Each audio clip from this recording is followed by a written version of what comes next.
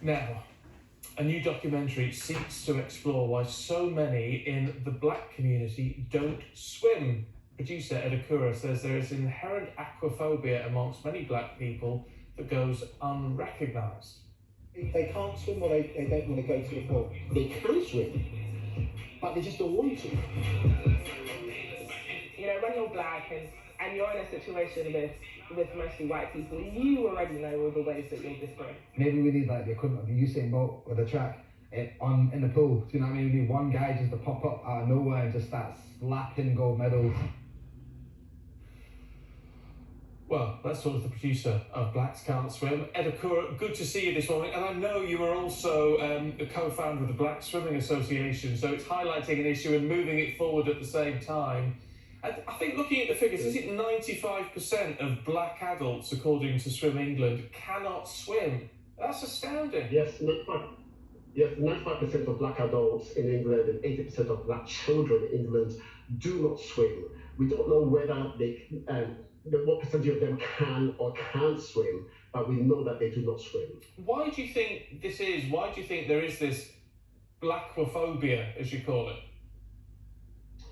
I can talk only from my experience.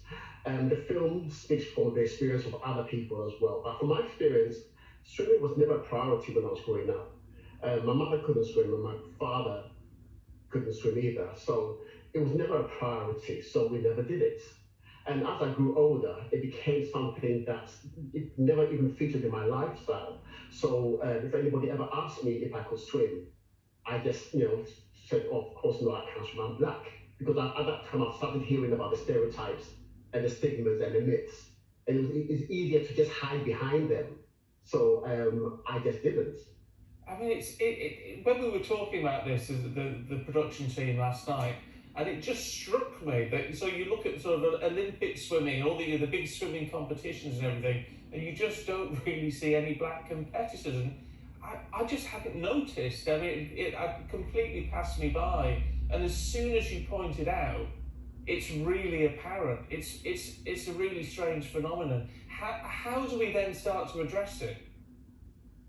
I wrote a letter to the world, in the form of a song, which appears on the Blacks Can't Swim official soundtrack. And basically, I said that it's the younger generation, it's the youth that are going to be able to change the narrative. And so I'm looking at between the 14 and the 25-year-olds, that age group, that can change the narrative. And hence the reason why I created the sequel to Blacks Can't Swim based on that demographics. Yeah, again, it seems like back in my day in school, which was a long time ago, let me tell you now. But we had swimming lessons. I was never a great swimmer, but we had swimming lessons and things. Has that not applied to a lot of the communities where there are predominantly black children? Have they not had the same opportunities? Okay, the statistics says that also the curriculum, which is across all schools in the UK, states that by the time a child finishes primary school, they should be able to swim 25 meters, perform two different kind of strokes, and also get themselves out of a water safety situation, perform a water safety test. I think the national average is around about 70% of children are able to achieve this by the time they finish primary school. But when you go to the black and ethnic minority areas, it goes down to 42%. So although swimming is in the curriculum in schools, it seems that in black and ethnic minority areas, it just doesn't happen the way it's supposed to. And I put that down to it not being a priority. Basically, when I was growing up, it said it wasn't a priority, and I know in a lot of families that still persists. I know you learned to swim at a very late age, really, but you did it because of still learning. But you did it for your daughter, really, didn't you? That's right, yeah. So yeah, because I always say that if I'm ever in a situation where my daughter Lolita falls into water and I cannot help her, I will never forgive myself, and that's one of the reasons that pushed me to learning how to swim. But that's that's a really important message, isn't it? I think because swimming can be a lot of fun, but it is also about that huge safety level in the water. Yes, definitely. I mean, the safety element is very, very important. So hence the reason why we started the organization, and I co-founded with Danielle Obey, Sarah Jones, and Alice Deering, who happens to be the only black swimmer team GB. We started the organization, the Black Swimming Association, as an organization set out to highlight the importance of water safety and drowning prevention in the black and ethnic minority communities. So yeah, so it's very, very important. Okay, I mean, as a life skill. for the black viewers watching right now who can't swim, or I don't really have much of an inclination to swim, what would you say? What is the key message? What would you say to them?